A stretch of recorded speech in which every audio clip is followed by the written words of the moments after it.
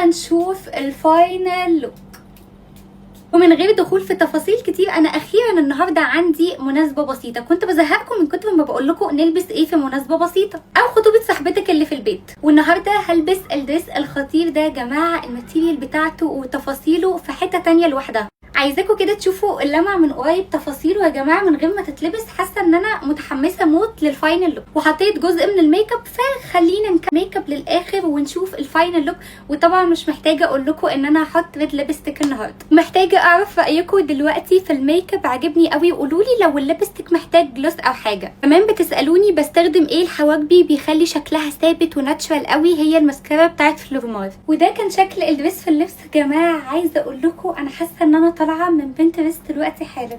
شوفوا لي الحلاوه، شوفوا لي لمعه الماتيريال، اللون لوحده 10 من 10. لبست معاه السكارف السودا، وكمان عايزه البس معاه الهيلز السودا الخطيره دي، بحبها قوي قوي يا جماعه. متحمسه اوريكم الفاينل لوك. فايس معاه الباج الكتكوته العسوله دي. هستخدم برفيوم سي الحمراء عشان نعمل ماتشي كده مع الالوان كلها. وده كان الفاينل لوك جماعه. حاسه ان انا طالعه من بنترست بجد. الدريس تفاصيله ولا غلطه.